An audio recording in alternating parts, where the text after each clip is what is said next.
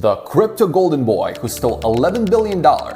Meet the man who convinced the whole world he was the savior of cryptocurrency, while secretly running one of the largest financial frauds in American history. This is the story of Sam Bankman-Fried, a 26-year-old MIT grad who built a $32 billion empire, rubbed shoulders with celebrities, and then lost it all in the span of 1 week. Oh, and he's now spending the next 25 years in federal prison. This isn't just another crypto collapse story. This is the tale of how a vegan, utilitarian do-gooder from Stanford, California, convinced Tom Brady, Kevin O'Leary, and some of the smartest investors in the world to trust him with their money, and then proceeded to gamble it all away like he was playing Monopoly with house money. I'm done. Please. I don't want to do this anymore. But here's the kicker. The most mind-bending part of this entire story isn't that he stole billions. It's not that he fooled everyone from venture capitalists to your grandmother. It's that he almost got away with it until one tweet brought down his entire house of cards in 72 hours. Buckle up, because this is the story of the fastest rise and most spectacular fall in crypto history.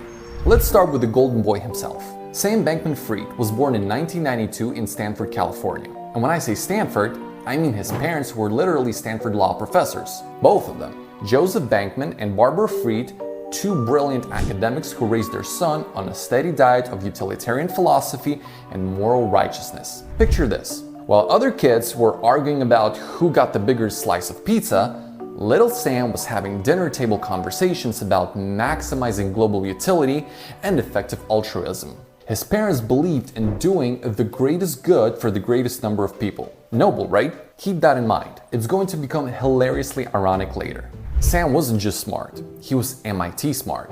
Graduated in 2014 with a physics degree and immediately landed a job at Jane Street Trading, one of Wall Street's most prestigious quantitative trading firms. We're talking about a place where they don't just hire rocket scientists, they hire the people who teach rocket scientists. Friction ratios affect steering outcomes in aeronautical use under reduced gravity loads. So you're a rocket scientist?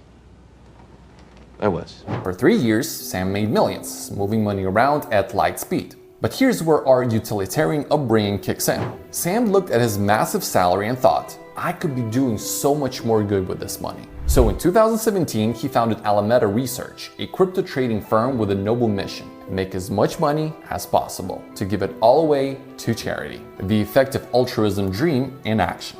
And you know what? It worked. Alameda was crushing it, making millions trading cryptocurrency arbitrage, buying Bitcoin cheap in one country and selling it expensive in another. Sam was living his utilitarian fantasy, getting rich to save the world. But then, in 2019, our boy Sam had an even bigger idea. What if, Sam thought, instead of just trading crypto, I created the best crypto exchange in the world? And thus, FTX was born. A sleek, user-friendly platform that made buying Bitcoin as easy as ordering pizza. FTX wasn't just another crypto exchange. This thing was beautiful. Clean interface, celebrity endorsements, Super Bowl ads featuring Larry David. Like I was saying, it's FTX. It's a safe and easy way to get into crypto. I don't think so. Sam positioned himself as the responsible adult in a room full of crypto degenerates. And the celebrities came running. Tom Brady became a brand ambassador and got equity in the company. His ex-wife Gisele Bündchen signed on too. The Miami Heat Stadium became FTX Arena. Even Kevin O'Leary, whole company that sold for $3.2 billion. Did you say 3.2 with a B? Mr. Wonderful from Shark Tank, took $15 million to become FTX's official spokesperson. But here's where Kevin O'Leary's story gets particularly painful. The man publicly praised FTX's regulatory standing. FTX, where I actually use the product. Yeah. I've got millions of dollars invested in it. Insisting it was playing by the rules. And he even called Sam Bankman-Fried the JP Morgan of crypto. Sam Bankman-Fried. I like his mandate, I like his parents, I like his family, and I'm happy to be a shareholder. So yeah. He was so convinced that he put his own money where his mouth was. Over $1 million in FTX equity. Spoiler alert, that didn't age well. By 2021, FTX was valued at $32 billion. Sam Bankman-Fried was worth $24 billion on paper. Forbes put him on their cover. He was giving away hundreds of millions to charity. The guy was living in a $40 million penthouse in the Bahamas with 9 roommates. Because sharing is caring. apparently. Everything was perfect. Sam was the golden boy of crypto, the responsible billionaire, the guy who was going to legitimize the entire industry. But there was just one tiny problem. And by tiny, I mean absolutely massive, criminal, and completely insane. Sam was secretly using customer money from FTX to cover losses at Alameda Research. Let me repeat that, because it's important. Sam was taking money that customers deposited on FTX, money they thought was safely sitting in their accounts, and using it to make risky bets at his trading firm. Well, to me, this is like if your bank took your savings account and decided to bet it all on red at the casino. Except worse, because at least the casino is regulated. How much money are we talking about? Try $8 billion. Billion with a B. With a B. When Sam Bankman-Fried misappropriated billions of dollars of FTX customers' funds to prop up Alameda's trading losses, fund political donations, and maintain his lavish lifestyle. Now, who was helping him with this criminal masterstroke? His on and off girlfriend, Caroline Ellison, who was running Alameda Research. Caroline, a Stanford math grad who was apparently really good at two things: quantitative trading and keeping Sam's secrets. But here's where the story gets even more wild. Sam wasn't just stealing customer money. He was doing it while preaching about ethics and effective altruism. In 2022, he even signed Bill Gates' giving pledge, committing to give away most of his wealth. He was giving interviews about responsible crypto practices. The man was literally Robin Hood in reverse, stealing from regular people to give to himself and his friends. But all criminal empires eventually crumble, and Sam's house of cards came tumbling down because of one thing: Twitter beef. What is your biggest mistake? The biggest beefsteak. In 2022, CoinDesk published a report showing that Alameda Research's balance sheet was propped up by FTT tokens, FTX's own cryptocurrency. Basically, Sam's trading firm was using monopoly money as collateral. Changpeng Zhao, CEO of rival exchange Binance, saw this report and decided to twist the knife.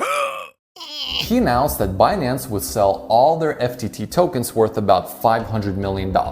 This started a bank run. Customers panicked and tried to withdraw their money from FTX. And here's the problem when you've been secretly gambling with customer deposits. When everyone wants their money back at the same time, you don't have it. Within 72 hours, Sam Bankman-Fried went from crypto royalty to crypto villain. November 6th, CoinDesk publishes the damning report. November 7th, Binance announces they're dumping FTT tokens. November 8th, FTX halts withdrawals, the crypto equivalent of putting a close sign on a bank. November 11th, FTX files for bankruptcy.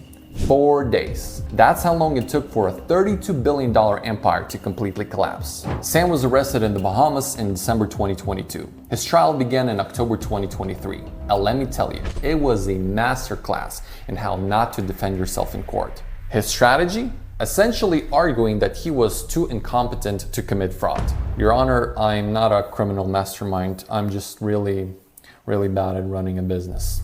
The jury didn't buy it. On March 28, 2024, Sam Bankman-Fried was sentenced to 25 years in prison and ordered to forfeit $11 billion. The trial was one of the most notorious cases of white-collar crime in the United States. Financier Anthony Scaramucci turned Bankman-Fried the Bernie Madoff of crypto. But here's the thing that makes the story so much darker than just rich guys goes to prison. Real people lost real money. Big-name investors like Tom Brady and Kevin O'Leary lost on huge investments, but they'll be fine. Tom Brady still has his Super Bowl rings. It's the regular people who got crushed. Teachers, nurses, students who put their life savings into FTX because they trusted the boy genius from Stanford who promised to change the world. Kevin O'Leary lost the $15 million FTX paid him to be their spokesperson, plus his equity investment. But you know what he said? He claimed he fell victim to groupthink, stating that the institutional interest in FTX on the US equity was unbelievable. The amount of people that approached me saying, "How do I get a piece of this deal?" Even Mr. Wonderful got wonderfully fooled. That's good chicken. So what's the real lesson here? How did a vegan math nerd from Stanford convince the world he was the next Warren Buffett while secretly running a criminal enterprise? The answer is painfully simple. He told people what they wanted to hear. In a Wild West industry full of scammers and degenerates, Sam positioned himself as the responsible one, the ethical one, the one who actually cared about doing good. He wrapped fraud in the language of philanthropy. He disguised theft as effective altruism. He made stealing billions sound like saving the world. And in the end, his parents, those Stanford law professors who raised him on utilitarian principles, were left heartbroken watching their son, who wanted to do good, get sentenced to 25 years in federal prison. The greatest tragedy of Sam Bankman-Fried isn't that he stole billions, it's that he probably could have legitimately been everything he pretended to be. He had the brains, he had the connections, he had the resources. He could have actually changed the world. Instead, he chose to become the very thing he claimed to be fighting against, another greedy criminal who put profits over people. There's no parole in federal cases, but Bankman-Fried may still be able to shave years off his term. So he might get out when he's in his early 40s, assuming good behavior. What do you think, guys? Will Sam Bankman-Fried emerge from prison a reformed man, or will he just be a better criminal? And here's the question that keeps me up at night, again. If Sam could fool everyone from Kevin O'Leary to Tom Brady to venture capitalists worth hundreds of billions, who's fooling us right now? Drop your theories in the comments. And if you happen to be running a crypto exchange while secretly gambling with customer money, maybe don't. Stay tuned for our next episode of Crypto Uncovered, where we'll dive into another scandal that's rocking the blockchain world. And if you're considering getting into crypto after hearing the cautionary tale, remember, Sam's story isn't unique. The crypto space has seen countless exchanges collapse, founders disappear, and billions vanish overnight.